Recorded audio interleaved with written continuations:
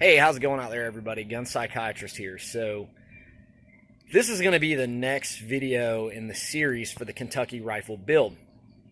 Unfortunately, I'm not going to be doing a slow rust blue. And I'll tell you why. Because I started doing the slow rust blue with this Brownell solution. I've never used this stuff before. I've always used the solutions from rustblue.com and pretty much had flawless results. It's the easiest process ever. Just takes patience. Well, the problem I was having with the Brownell's formula is I could not get the black velvet. I could not get the rust to convert. I don't know what was going on, but I couldn't get it to convert. Without risking it, because the process does take so long and I have such a short time to turn in this assignment, we're going to opt to go the easy route. Now, the school sent Browning solution with the muzzleloader, whatever, supply drop.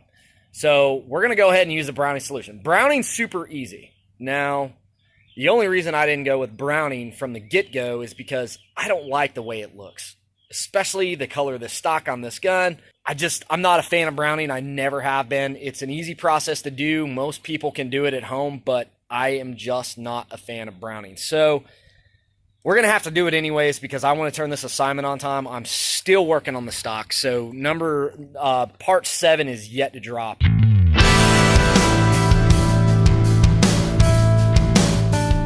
All right, so to kick this project off, as you can see, we had polished this out. At about 320 grit right now. You got the old bluing off. Our tanks are hot. They're just started boiling. So what we're going to do is we're going to get all last minute residual oils off of this. Get it in the tanks, let it boil for a few minutes, put it in the clean solution tank, which is just pure distilled water, for about a minute or two. Pull it out, sand off any spots, rebuff it with some clean 4-aught steel wool, and then we'll begin the browning process.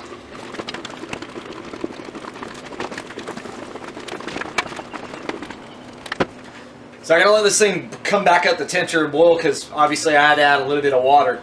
But once it boils and we get a good solid rapid boil, we're going to let it go for literally about 5 minutes, not much longer than that.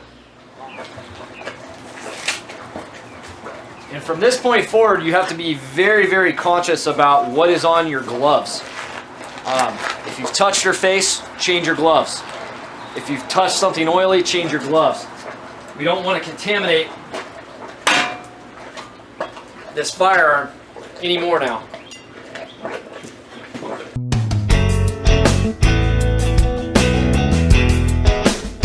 But from this point, we want to get any water that might be sitting in the nooks and crannies. We got to get it off.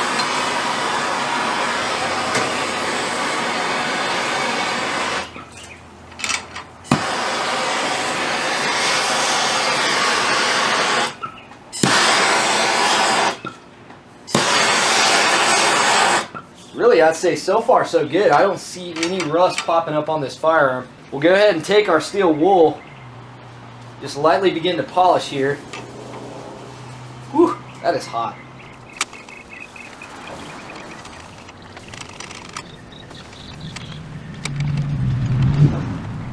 We're going to do one last sanding on this, just because there's some imperfections and impurities that I don't like.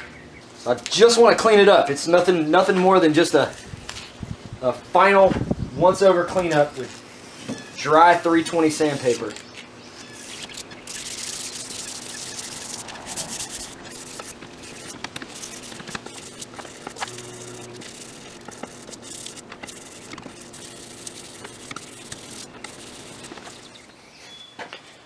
So perform a thorough oncing over with acetone to get any dirt or particulates off the metal. And polish as necessary. Use a new cotton swab every time. Alright, so now we're going to heat it up to about 200 degrees. And you can use your little thermometer right here to keep an eye on your temperature.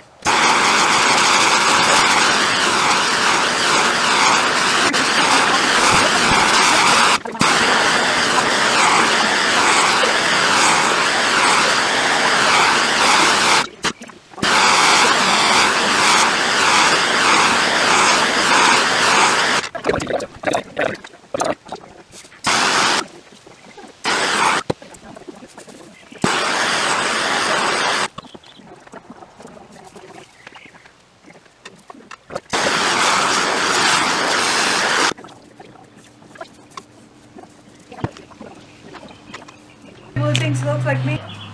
Yeah. Hallie pulled out a picture of Carrie from Basic Training. I was like, ooh, that looks like you. You got a nice little rust going on here. We do not accept warrant or damage for exchange. All exchanges must be sent with a cashier's check or money order for shipping back out. So now ball up a little piece of 4/0 steel wool and just lightly card. Still a little warm right now. We're just carding off this first application of browning solution.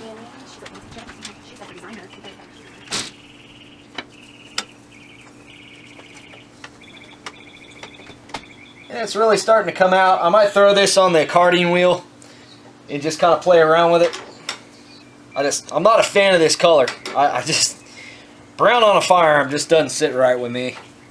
But I'm kind of a tactical guy more than I am a classic guy.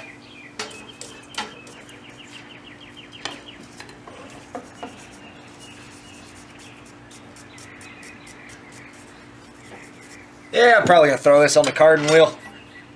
Once it cools down a little bit, and then we'll just reheat it and keep going. But so far, I'm liking it. You know, your first coat's going to look a little weird, streaky, and stuff like that, but your subsequent coats will really even everything up, so just keep that in mind. Don't get too paranoid about it. I'm actually really liking this Mike Lee stuff. You get a nice plum brown, all right.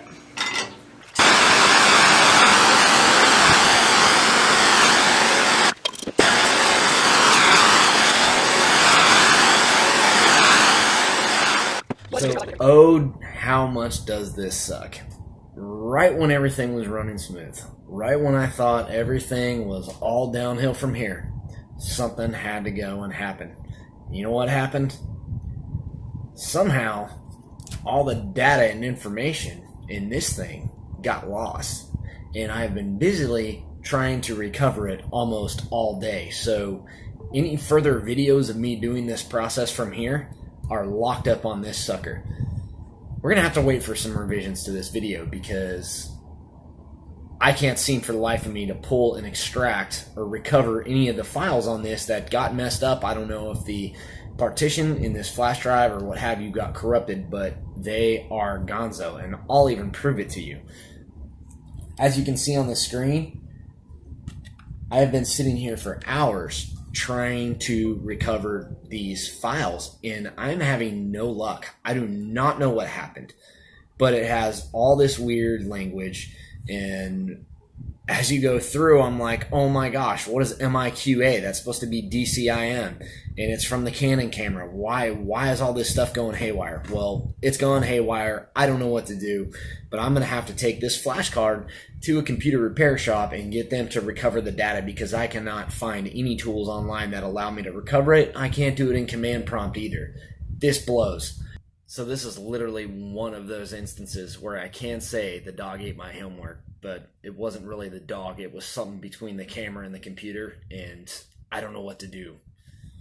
So what ended up happening was I would apply the solution a couple times, card it, apply the solution a couple times, card it, and I got to about 6-8 coats where I got the desired uniform color that I wanted. And then, of course, we filled up one of the tanks with baking soda, and I let it cook in that sucker for probably about a good hour. And pulled it out, and then polished it up and added some oil. And the next video you're going to see is it completely finished.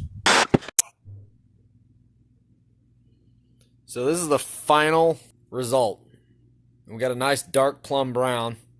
Of course, as we get right here, we're going to see some blemishes. Now, these areas when I was sanding, I was questioning some of these spots, especially right here on this site and especially right there on that site.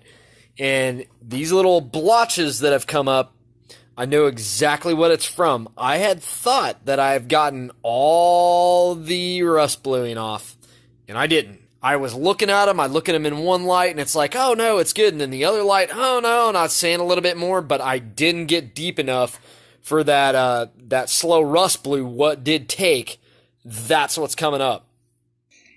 All right, we're going to go ahead and stick this bore and see how good we're looking here. As far as rust inside the bore. So far, so good, man. Wow. I mean, I just hit it with some 800 grit lapping compound. Just in the event there's any rust in there, it'd kind of drag it out. But this is looking really good. It actually looks better than what it looked like when they shipped it to me, because I stuck the bore right when they shipped it to me. But that's where your flame comes through. Pretty cool. Well, I'm pretty happy with what I'm seeing.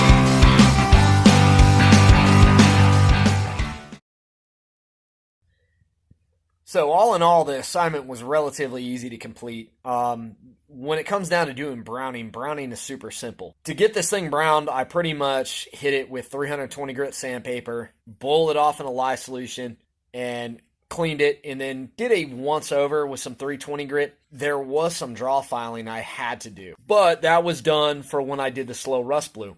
And honestly, I probably should have draw filed those problematic spots that I saw, or at least maybe went down to 180 grit and worked up from 180 back to the 320, because some of the blotches that I have in there, it's not necessarily oil. What it is because this thing had about 3 coats of slow rust blue solution on it before I started all back over, and that's what's coming through. So we got through the draw filing. I pretty much sanded off all the cold rust blue. There were a few problematic areas. There's one on the other side that I thought was going to be problematic, and sure enough, it showed right up. But what we did is, we boiled this thing off in lye again, got all the oil off of it, polished it up real nice, and hit it with the torch, got it up to about 200 degrees, applied the browning solution, and I did about 8 to 10 coats because I wanted a dark brown. Boiled it off at about 206, 208 degrees. We started it, and I just wanted a thing as black as it was going to get.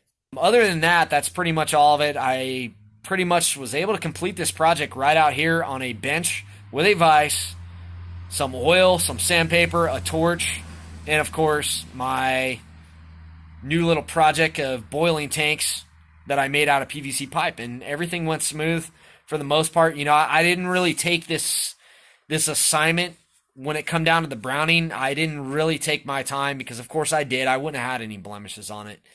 I was just pressed to get this thing done.